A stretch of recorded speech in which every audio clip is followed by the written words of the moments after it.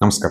शेती क्षेत्रामध्ये अवाढव्य वाढणारं आणि जास्तीत जास्त न्यूट्रिएंट्सची गरज असलेलं किंवा जे आपण त्याला ॲप्लिकेशन देतो, असं जे कुठलं पीक आहे, तर ते म्हणजे ऊस.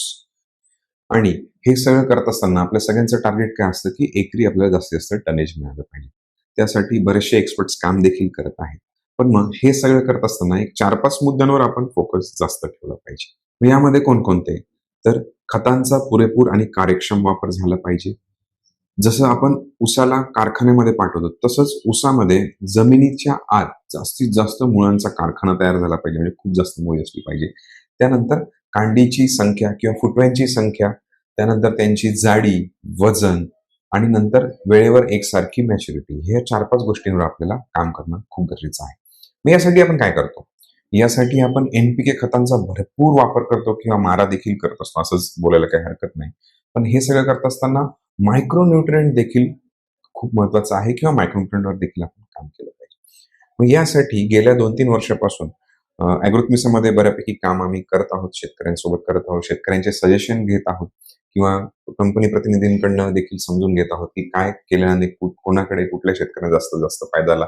एक्सपर्ट सोबत देखील बोलत आहोत आणि आमच्या देखील एक्सपर्टीचा वापर करत आहोत.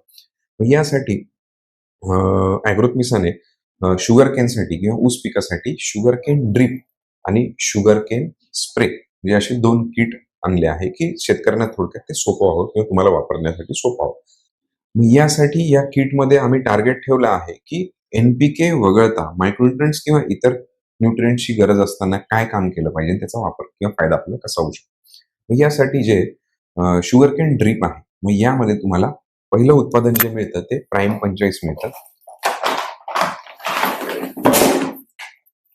याचा 2 किलोचा डोस आहे. हा आपल्याला 2 किलो एकरी याचा वापरायचा आहे.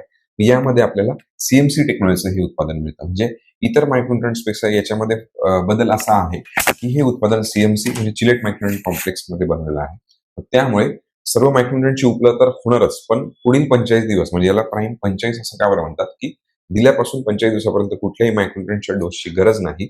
तसेच त्या मायक्रोन्यूट्रिएंट्स सोबत उपलब्ध झाल्यानंतर इतर न्यूट्रिएंट्सचा देखील उपलब्धता किंवा चिलेशन करून पिकाला उपलब्ध करून देण्यासाठी हे खत किंवा ही टेक्नॉलॉजी काम करत असते. तर त्यामुळे याचा आपण वापर बेसल डोस किंवा ड्रीपद्वारे करू शकतो. सी-एम-सी टेक्नॉलॉजी असल्यामुळे दोन्ही पद्धतीने आपण याचा वापर करू शकतो. म्हणजे थोडक्यात काय आपलं टार्गेट काय असलं पाहिजे? पाने हिरवीगार राहिली पाहिजे. त्यासाठी फेरस लागणार. त्यानंतर जास्तीत जास्त फुटवे, फोटोसिंथेसिस किंवा ऊसाची कांडीची लांबी यासाठी आपल्याला झिंक लागतं किंवा ऑक्सिजन हार्मोन लागतो. त्यासाठी मॅक्सिमम प्रमाणात झिंक या उत्पादनामध्ये तुम्हाला मिळतं. त्यानंतर पेशी विभाजन होत असताना पेशी विभाजनासाठी, कॅल्शियमच्या अपटेकसाठी किंवा साखर निर्मितीच्या अर्ली स्टेजसाठी बोरॉनची गरज असते. ते देखील तुम्हाला याच्यात मिळतं.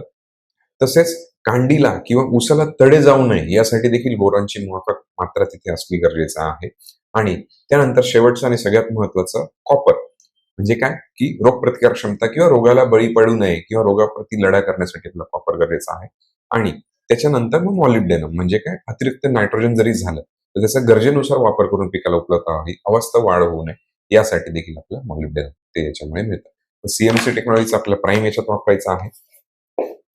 त्यानंतर जसं मी म्हटलं, की मुळांची कारखाना आपल्याला बनवता आला पाहिजे जमिनीत. कारण की जेवढी काही आपल्याकडे पीक उभं आहे, त्याच्यामध्ये आपल्याला जास्तीत जास्त खतं अपटेक करणं गरजेचं आहे किंवा जीवाणूंसोबत काम करत असताना देखील ती P2O5चं H2Pवर झालं पाहिजे किंवा जे काही न्यूट्रिएंट्सचं अपटेक व्हर्जन करता आलं पाहिजे. तर त्यासाठी आपण त्यामध्ये 500 ग्रॅम रिचार्ज पॉवर देतो.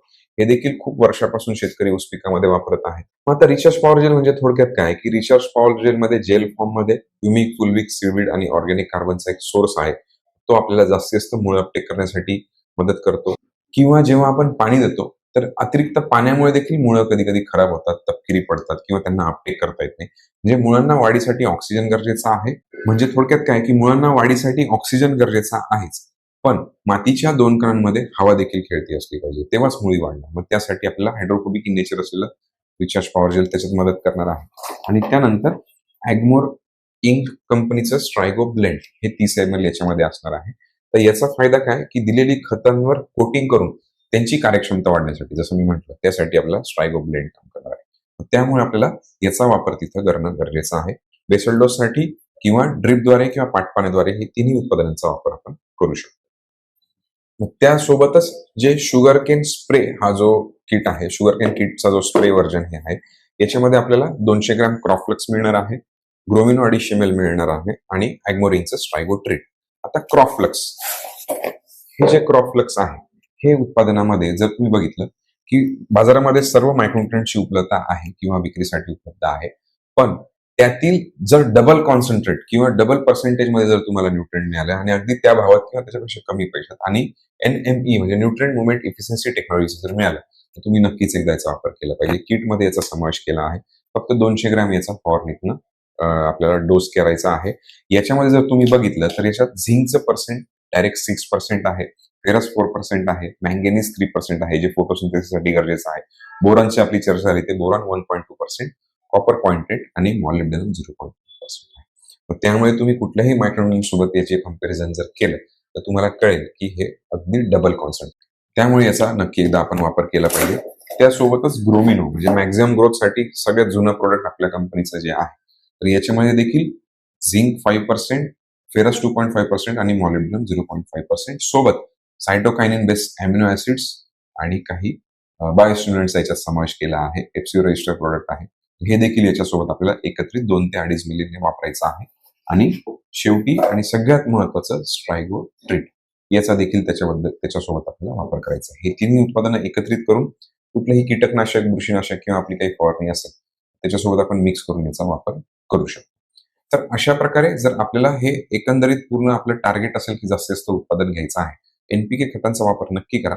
पण एकदा मी सजेस्ट करेल की शुगर केन किट ड्रीप आणि स्प्रे हे दोन्ही एकदा तुम्ही वापरून बघा. धन्यवाद.